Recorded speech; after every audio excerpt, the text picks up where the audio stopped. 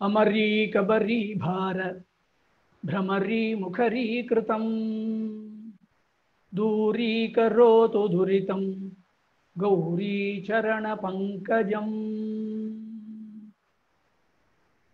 वाग्देव्याः चरणारविन्दे नमस्कारान् समर्प्य अद्यतन वर्गस्य प्रारम्भं कुर्मः।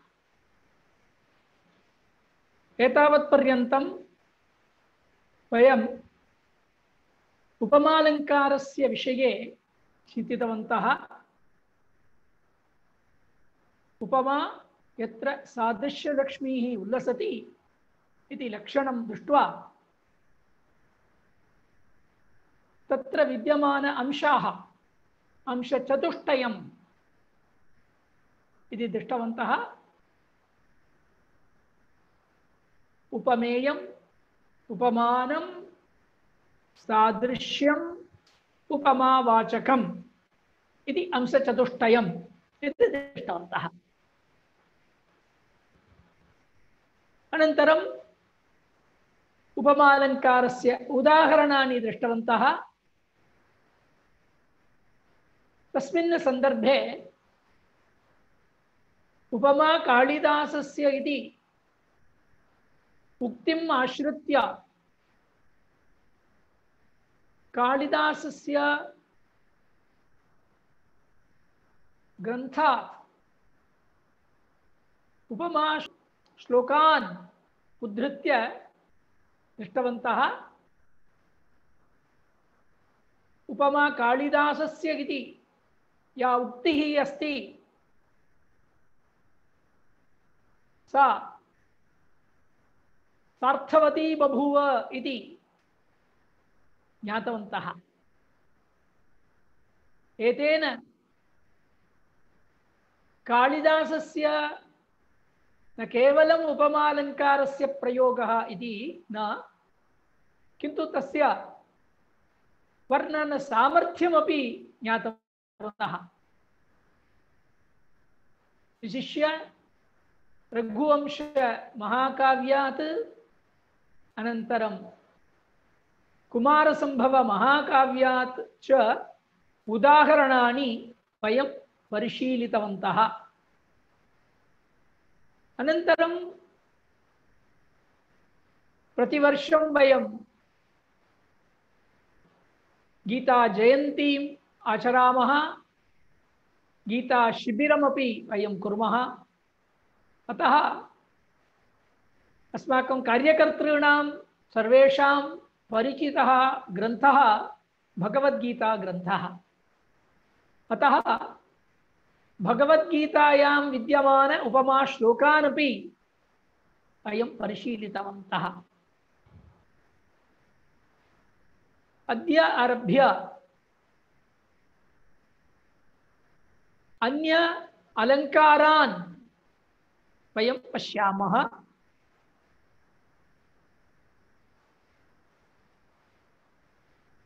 अलङ्कारशास्त्र दृष्ट्या बहवः ग्रन्थाः सन्ति संस्कृतवाङ्मये। तेषु ग्रन्थेषु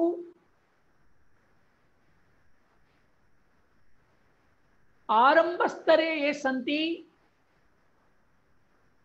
तान् उद्दिश्य लिखितः ग्रन्थः अस्ति चन्द्रालोकः इति। तस्य ग्रन्थस्य कर्ता जयदेवः इति। जयदेव विरचित चन्द्रालोकः आधारग्रन्थः अस्ति।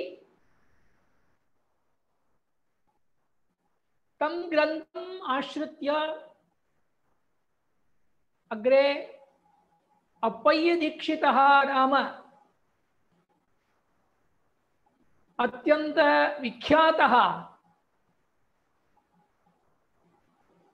शास्त्रज्ञः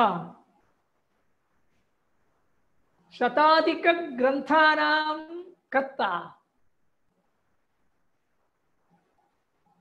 बालानुद्दिश्य अलंकार शास्त्र परिचयार्थं एकं ग्रन्थं विरचितवान्। ग्रन्थस्य नाम कुवलयानन्दः इति। अतः वयं चन्द्रालोकस्य तदाश्रित्य लिखितः ग्रन्थः अस्ति कुवलयानन्दः, तस्य च परिशीलनं कृत्वा अग्रे अन्य अलङ्कारान् अपि पश्यामः। चन्द्रालोके उपमालङ्कारः उक्तः। उपमा यत्र सादृश्य लक्ष्मीः उल्लसति द्वयोः इति तत्रत्य लक्षणम्। किन्तु उपमालङ्कारस्य लक्षणम् उदाहरणं च दत्वा पुनः उपमालङ्कारस्य भेदान् अपि प्रदर्शयति अप्पय्यदीक्षितः। वयं पूर्वं दृष्टवन्तः, उपमालङ्कारं दृष्टवन्तः। तस्य परिशीलनसन्दर्भे वयं ज्ञातवन्तः अंशचतुष्टयं भवति इति। उपमेयम्, उपमानं, सादृश्यम्, उपमावाचकम् इति। यदि अंशचतुष्टयमपि एकस्मिन् श्लोके भवति, एकत्र भवति, तस्य अलङ्कारस्य नाम पूर्णोपमा इति। यदि चतुष्टयम्, अंशचतुष्टयमपि भवति, तत्र पूर्णोपमा इति। अग्रे पूर्णोपमा इति कथनेन अग्रे अन्यः भेदः अस्ति इत्यपि सूचयति। कः भेदः इत्युक्ते अंशचतुष्टये एकं वा द्वयं वा त्रयं वा न भवति, तस्य लोपः भवति अथवा अभावः भवति। एकस्य वा द्वयोः वा त्रयाणां वा यदि लोपः भवति, तस्य अलङ्कारस्य नाम लुप्तोपमा इति। अतः अद्य वयं लुप्तोपमायाः लक्षणं पश्यामः, अनन्तरं तस्य विवरणम् उदाहरणसहितं पश्यामः। इदानीं लक्षणम् अस्ति वर्ण्योपमानधर्माणाम् उपमावाचकस्य च एकद्वित्रणुपादानैः भिन्ना लुप्तोपमाष्टधा इति। वर्ण्य उपमान धर्माणाम् उपमावाचकस्य च एक द्वि त्रि अनुपादानैः भिन्ना लुप्तोपमा अष्टधा इति। पूर्वं लुप्तोपमा इति न उक्तवन्तः, पूर्वं पूर्णोपमा इति उक्तवन्तः। तस्मात् अलङ्कारात् भिन्नः अलङ्कारः अस्ति लुप्तोपमा इति। तदेव लुप्तोपमा भिन्ना। पूर्णोपमा इति पूर्वं उक्तवन्तः किल तस्मात् अलङ्कारात् भिन्नः अलङ्कारः अस्ति अतः लुप्तोपमा इति अलङ्कारः। तत्र लुप्तः नाम कः अर्थः? वयं व्याकरणशास्त्रेपि पश्यामः, लोपः इति संज्ञा अस्ति, अदर्शनं लोपः इति। अत्र अभावः इत्यर्थः। तत्र अभावः, तस्य शब्दस्य अभावः नाम इदानीम् उपमेय शब्दः अस्ति। यदि वाक्ये उपमेय शब्दः न विद्यते, तस्य अभावः अस्ति, तर्हि उपमेय लुप्ता इति वदामः। उपमावाचकम् इति अस्ति। उपमावाचक शब्दस्य अभावः अस्ति, तर्हि वाचक लुप्ता। एवं यस्य शब्दस्य अभावः अस्ति तन्नाम्नि लुप्तोपमा इति वयं वदामः। एकवारं तस्य लक्षणस्य परिशीलनं कुर्मः। वर्ण्य उपमान धर्माणां, वर्ण्यं नाम उपमेयम् इत्यर्थः। उपमेय वर्ण्य उपमान धर्माणां। वर्ण्यस्य उपमानस्य धर्मस्य च। तत्र त्रयम् इति कारणेन बहुवचनम्, अतः वर्ण्य उपमान धर्माणाम् इति। धर्मः नाम साधारण धर्मः, नो चेत् पूर्वमेव परिचय शब्दः अस्ति सादृश्यम् इति। सादृश्यस्य एव सामान्य धर्मः, साधारण धर्मः अथवा धर्मः इति व्यवहारः अस्ति। वर्ण्य उपमान धर्माः, तेषां वर्ण्योपमान धर्माणां, षष्ठी बहुवचने अस्ति। नाम उपमेयम् उपमानं सादृश्यम् इति त्रयाणाम्, उपमेय उपमान सादृश्यानां त्रयाणाम् उपमा वाचकस्य च, उपमा वाचकस्य च। अतः अंशचतुष्टयम् उपमेयम् उपमानं सादृश्यम् उपमावाचकम् इति अंशचतुष्टयम् अस्ति। तत्र एक द्वि त्रि अनुपादानैः इति अस्ति।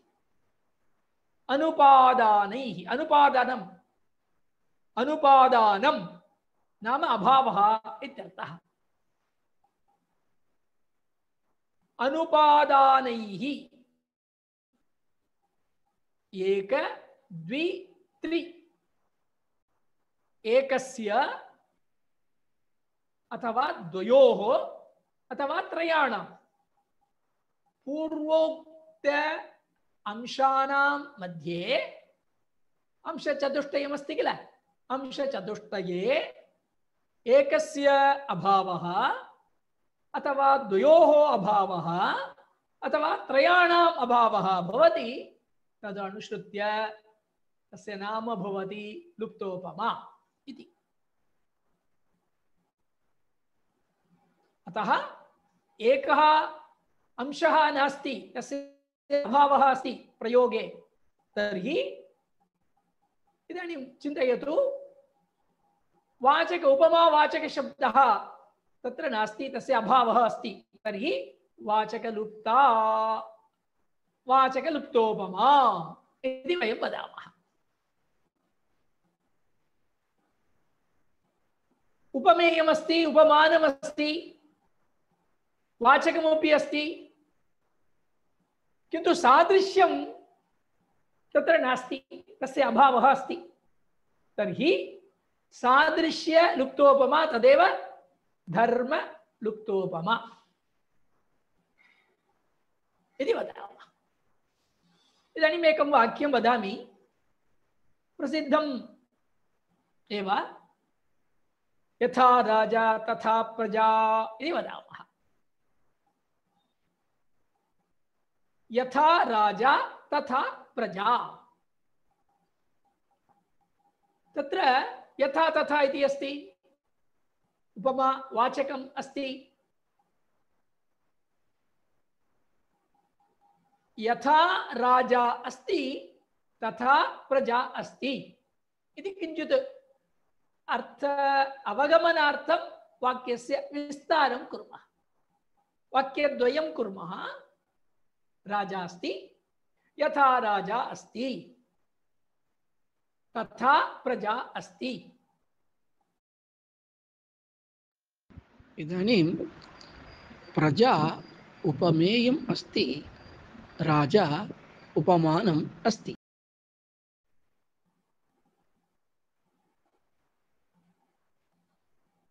यथा तथा, अत्र राजा प्रजा द्वयोर्मध्ये विद्यमान सामान्य धर्मः, साधारण धर्मः अथवा सादृश्यं किम्?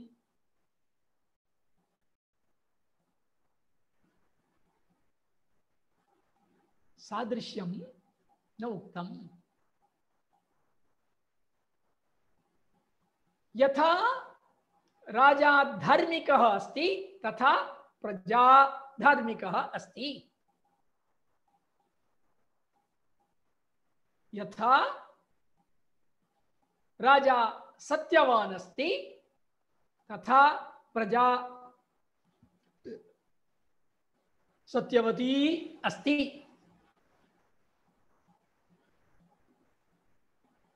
एवं धार्मिकता सत्यसन्धता इति सामान्य धर्मः न उक्तः। अतः अत्र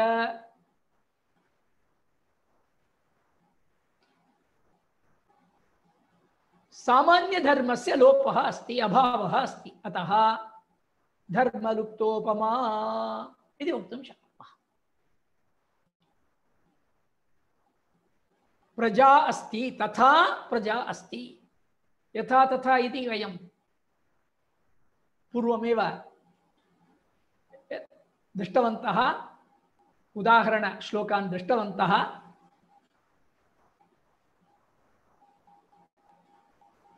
एवमेव लघुवाक्यरूपेण अस्ति अत्र। अत्र प्रजा अस्ति, अतः प्रजा एव अत्र मुख्यभूतः अस्ति। शब्दः मुख्यभूतः शब्दः अस्ति। तस्य विषये एव वयं वदामः। अतः उपमेयम् इति वदामः। कथमस्ति? तथा अस्ति। यथा राजा अस्ति तथा प्रजा अस्ति। अतः प्रजा धर्मयुक्ता, धर्मस्य परिपालनं करोति, धर्ममार्गम् आचरति। कथमिव? यथा राजा धर्ममार्गम् आश्रित्य तिष्ठति, धर्ममार्गम् अनुसरति, तथा इति।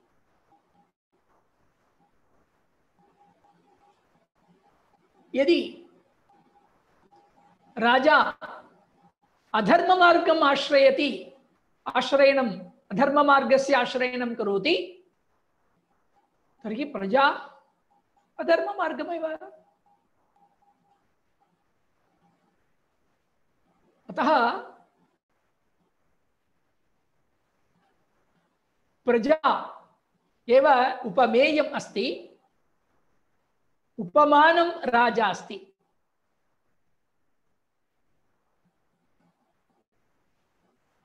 उपमेयं प्रजा, राजा उपमानं, यथा तथा इति उपमावाचकं। किन्तु अत्र धार्मिकता अथवा अधार्मिकता, न्यायमार्ग आचरणम् अथवा अन्यायमार्ग आचरणं, तस्मिन् विषये प्रयोगः, शब्दप्रयोगः न कृतः। नाम उपमान उपमेययोः मध्ये विद्यमान सादृश्यलक्ष्मीः अत्र न उक्तं। लक्ष्मीः अत्र नास्ति एव, सादृश्यलक्ष्मीः नास्ति, सादृश्यस्य अभावः अस्ति। अतः धर्म लुप्तोपमा इति वदामः। अन्यमेकं सरलम् उदाहरणं पश्यामः। चन्द्रः इव मुखं सुन्दरम् अस्ति इति एकं वाक्यं पश्यामः। चन्द्रः इव मुखं सुन्दरम् अस्ति। मुखस्य विषये एव वयं वर्णनं कुर्मः। अतः मुखशब्दः प्रधानः अस्ति। अतः मुखम् उपमेयम् अस्ति। कीदृशम् अस्ति मुखं? सुन्दरम् अस्ति। कथमिव सुन्दरम् अस्ति? चन्द्रः इव। अतः मुखस्य एकम् उपमानम् उक्तवन्तः, चन्द्रः इति। उपमान उपमेययोः मध्ये सादृश्यम् उक्तवन्तः, सुन्दरम् अस्ति इति। अनन्तरम् अत्र वाचकम् इव इति। अतः अस्मिन् वाक्ये पूर्णोपमा अस्ति। चन्द्रः इव मुखं सुन्दरम् अस्ति इति पूर्णोपमा अस्ति। सुन्दरम् इति पदं त्यजतु। चन्द्रः इव मुखम् अस्ति, तदा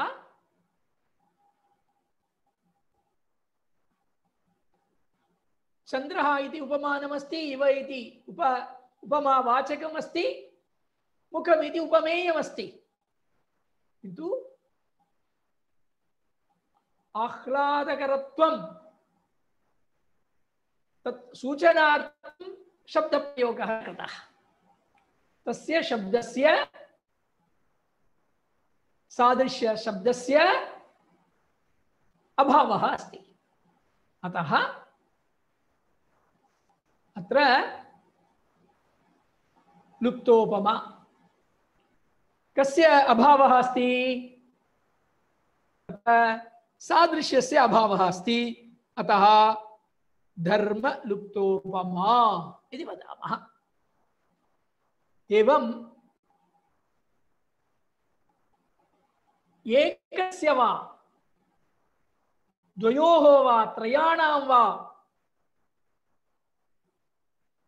अभावः भवति, तदा तत्र लुप्तोपमा भवति। वर्ण्य उपमान धर्माणां उपमावाचकस्य च एक द्वि त्रि अनुपादानैः। एकस्य वा एकस्य अभावः अथवा द्वयोः अभावः अथवा त्रयाणाम् अभावः यदा भवति, तद्वारा लुप्तोपमा भवति। एषा भिन्ना भवति। पूर्णोपमा अस्ति किल, पूर्णोपमायाः भिन्ना अस्ति लुप्तोपमा इति।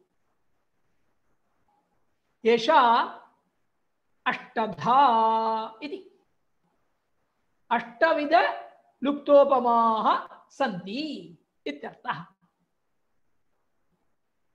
किं किम् इति पश्यामः। वाचकस्य यदा लोपः भवति वाचकलुप्ता, वाचकलुप्तोपमा इति वदामः। सामान्यधर्मस्य लोपः भवति धर्मलुप्तोपमा इति वदामः। धर्मस्य धर्मशब्दस्य वाचकशब्दस्य द्वयोः अपि लोपः भवति तदा धर्मवाचकलुप्ता। वाचकशब्दस्य उपमेयशब्दस्य यदा लोपः भवति तदा वाचक उपमेयलुप्ता। उपमानमात्र लोपः भवति उपमानलुप्ता। नाम उपमानशब्दस्य अभावः अस्ति। वाचकशब्दस्य उपमानशब्दस्य यदि लोपः भवति तदा वाचक उपमानलुप्ता इति। अनन्तरं धर्मशब्दस्य नाम सामान्यधर्मस्य उपमानस्य उपमानशब्दस्य यदि अभावः भवति तदा धर्म उपमानलुप्ता। इतोपि एकः भागः अस्ति। सामान्यधर्मस्य अभावः, उपमान शब्दस्य अभावः, वाचकस्य अपि अभावः यदा भवति तदा धर्म उपमान वाचकलुप्ता। एवं अष्टधा लुप्तोपमा अष्टधा इति। एकैकस्य उदाहरणं पश्यामः।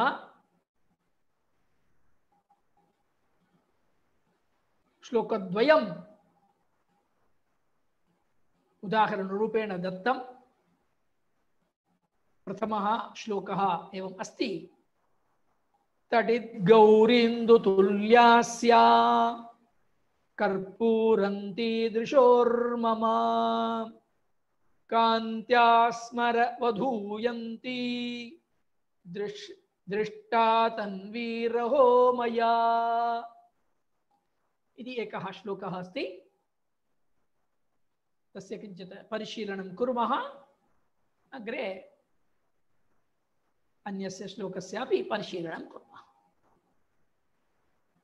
तटिद्गौरी इन्दुतुल्यास्या कर्पूरन्ती दृशोः मम कान्त्या स्मरवधूयन्ती दृष्टा तन्वी रहो मया इति अस्ति। रहः मया, मया तन्वी दृष्टा, रहसि दृष्टा। मया तन्वी युवती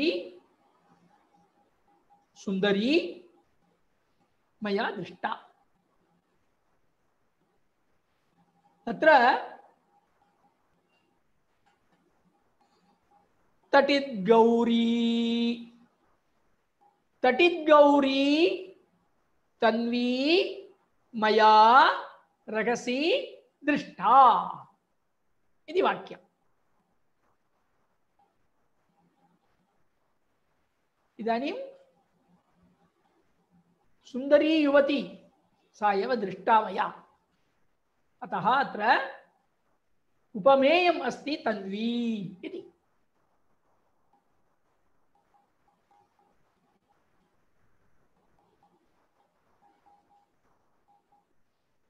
तन्वी दृष्टा।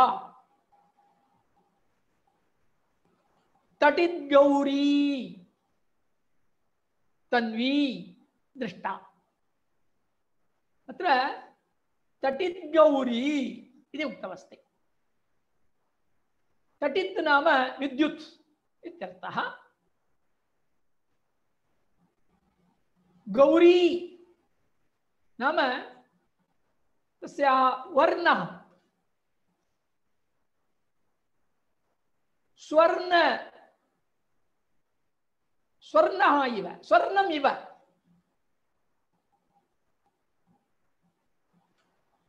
पिङ्गळत्वं तस्याः अस्ति शरीरे शोभा पिङ्गळत्व शोभा अस्ति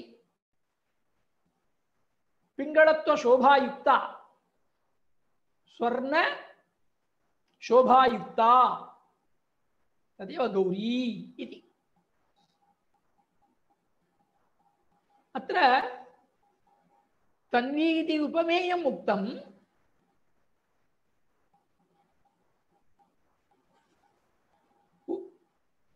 उपमानदृष्ट्या एक विशेषणपदम् अत्र उक्तमस्ति तटित् गौरी इति कीदृशी सा तन्वी तटित् गौरी इव अत्र तटित् गौरी इति समस्तपदं तन्वी मया दृष्टा इति वाक्यमस्ति किल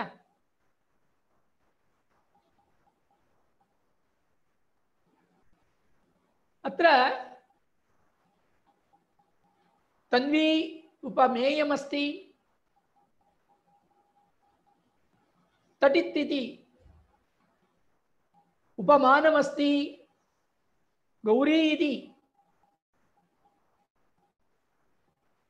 सादृश्यमस्ति किन्तु वाचकस्य शब्दस्य प्रयोगः न कृतः अत्र अभावः अस्ति कथम् अभावः इति चेत् समस्तपदे नास्ति तटित् गौरी इति समस्तपदमस्ति तस्य पदस्य विग्रहवाक्यं कुर्मः तदा तत्र शब्दः भवति वाचकशब्दः भवति तटित् इव गौरी तटित् गौरी इति अतः अर्थः आगच्छति किन्तु साक्षात् शब्दस्य प्रयोगः नास्ति तटित् इव गौरी इति अतः अत्र समासस्य प्रयोगः कृतः अस्ति समासे इव शब्दः न दृश्यते किन्तु समस्तपदस्य विग्रहवाक्यं यदा पश्यामः तत्र इव शब्दः भवति अतः अर्थः अवगम्यते किन्तु प्रयोगसन्दर्भे वाचकस्य अभावः अस्ति अतः वाचकयुक्तोपमा इति वदामः कर्मधारय समासः इति एकः समासः अस्ति सामान्यं वयं जानीमः तत्पुरुषसमासः द्वन्द्वसमासः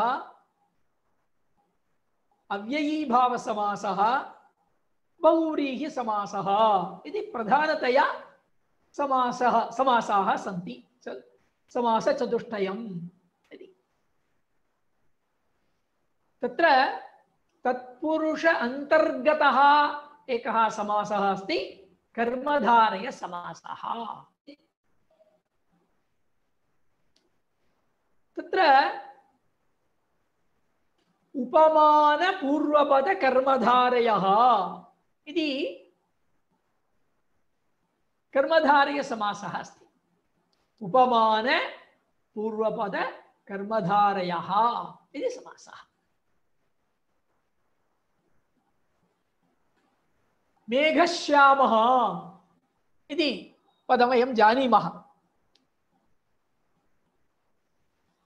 तस्य समस्तपदस्य विग्रहवाक्यं किं मेघः इव श्यामः मेघश्यामः विष्णुसहस्रनामे अपि वयं वदामः मेघश्यामं पीतकौशेयवासम् इति वदामः। मेघश्यामः, मेघः इव श्यामः, मेघश्यामः। मेघश्यामः इति पदप्रयोगे इव शब्दः न विद्यते, किन्तु विग्रहवाक्यं पश्यामः, मेघः इव श्यामः इति तत्र इव शब्दः अस्ति। अतः समास शब्द प्रयोगेन लुप्तोपमा साध्या भवति इति। अत्र पाणिनि एकं सूत्रम् उक्तवान् अस्ति, उपमानानि सामान्यवचनैः इति।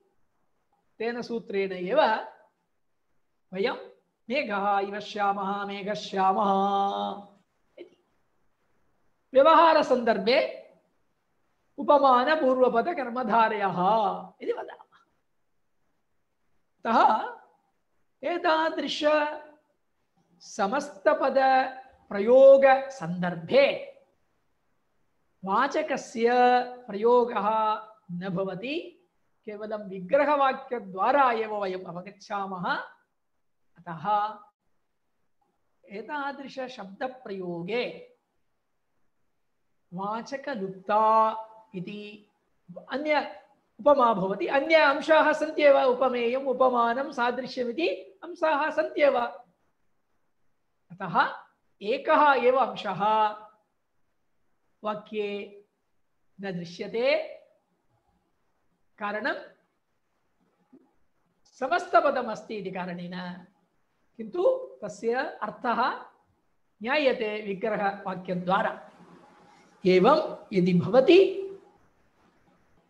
तत्र वाचकलुप्ता नाम उपमालङ्कारः अस्ति इति। एकस्य अभावः,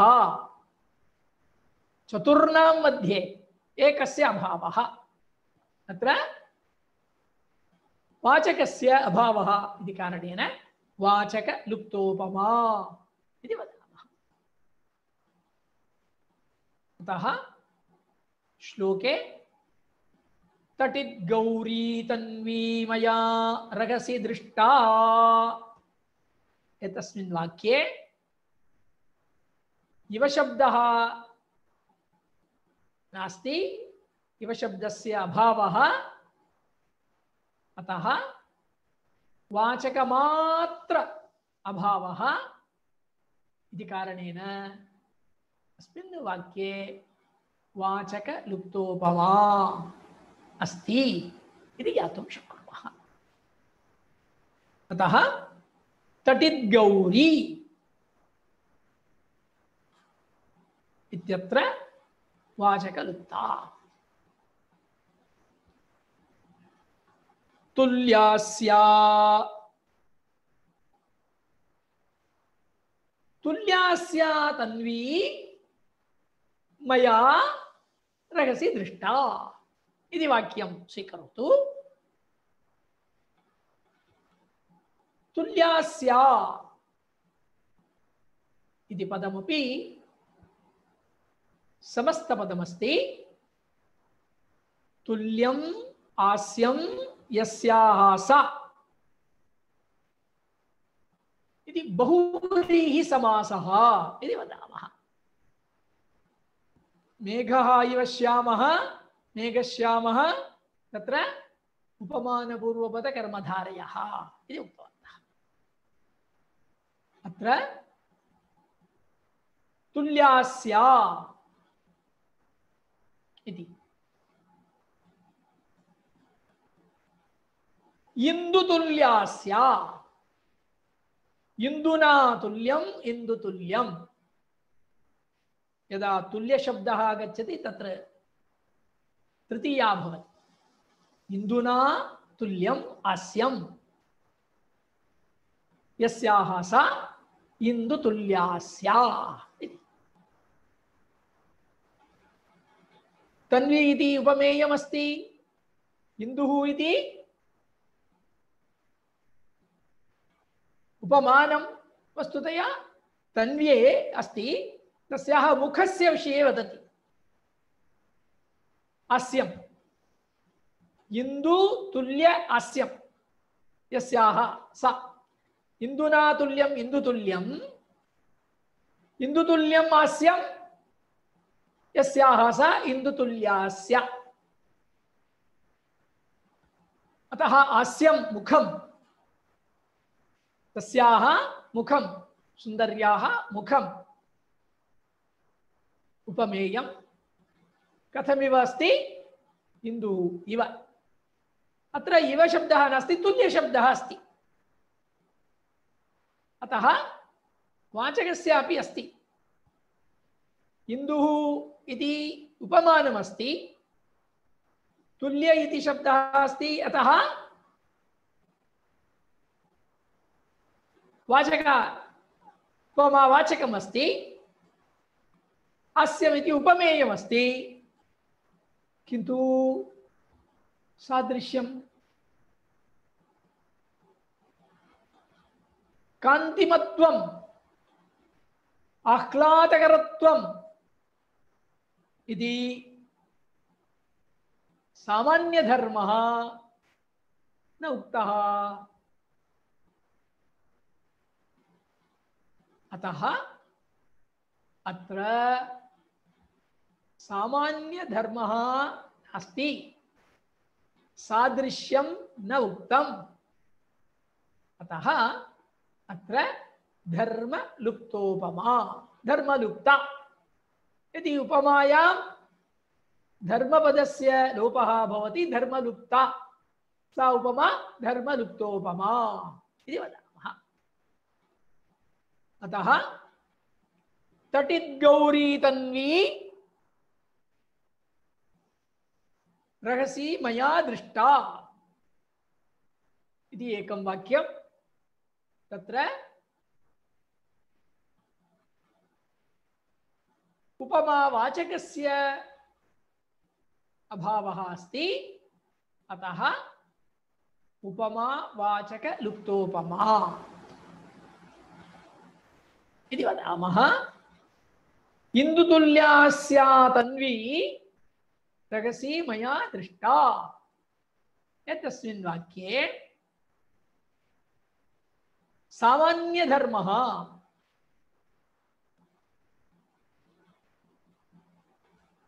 न उक्तः, अतः धर्मलुप्ता उपमा, धर्मलुप्तोपमा अत्र विद्यते, अस्मिन् वाक्ये विद्यते इत्यर्थः। एवं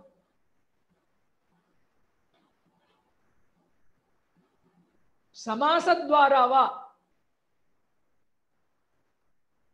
उदाहरणद्वयमपि समासदृष्ट्या यदा प्रयोगः भवति, तस्य विग्रहद्वारा वयम् अर्थम् अवगच्छामः। विग्रहे यत्पदं भवति, किन्तु समासे तत्पदं न भवेत्, तर्हि तस्य पदस्य अभावः इति कारणेन तदनुगुणं तस्य पदस्य लोपः, लुप्तोपमा, तस्य पद लोपः इति। वाचकस्य लोपः यदा भवति वाचकलुप्ता इति वदामः। साधारणधर्मस्य लोपः यदा भवति धर्मलुप्ता उपमा इति वदामः। एवं कर्पूरन्ति दृशोर्मम कान्त्या स्मरवधूयन्ति दृष्टा तन्वी रघो मया इति अन्य कर्पूरन्ति इत्यादिकमस्ति। तत्र पुनः व्याकरण अंशः अस्त्येव। अतः अद्य लुप्तोपमायाः भेदद्वयं वयं दृष्टवन्तः।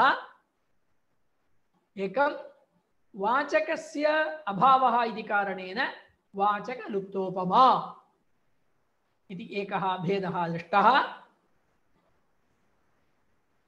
तस्य उदाहरणं तटिद्गौरीन् गौरी तन्वी रहसि मया दृष्टा इति वाक्यम्। द्वितीयं धर्मलुप्ता, तत्र इन्दुतुल्या तन्वी रहसि मया दृष्टा इति वाक्ये तस्याः कान्तिमत्वं न उक्तम्, आह्लादकरत्वं न उक्तम्। तेन कारणेन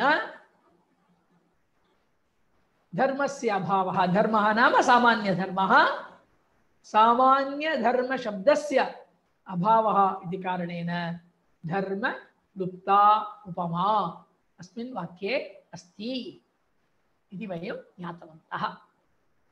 अवशिष्टम् अग्रिमवर्गे पश्यामः। एवं पूर्णोपमा लुप्तोपमा इति भागद्वयमस्ति। पूर्णोपमा एका एव, किन्तु लुप्तोपमा अष्टधा इति श्लोके दृष्टवन्तः। तत्र एकस्य अभावः अथवा द्वयोः अभावः अथवा त्रयाणाम् अभावः इति भवति, तदनुगुणं लुप्तोपमा इति वयं वदामः। एवं पूर्णोपमा लुप्तोपमा इति उपमायाः प्रभेदौ द्वौ इति अद्य ज्ञातवन्तः। एकवारं श्लोकं लक्षणश्लोकं पठामः, अनन्तरम् उदाहरणश्लोकमपि पठामः। वर्ण्योपमानधर्माणाम् उपमा वाचकस्य च एकद्वित्यनुपादानैः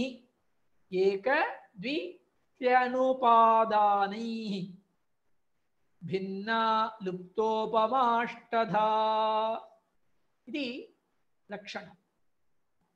उदाहरणं पश्यामः। तडित् गौरीन्दुतुल्यास्या कर्पूरन्ती दृशोर्मम कान्त्या स्मरवधूयन्ती दृष्टा तन्वीरहो मया।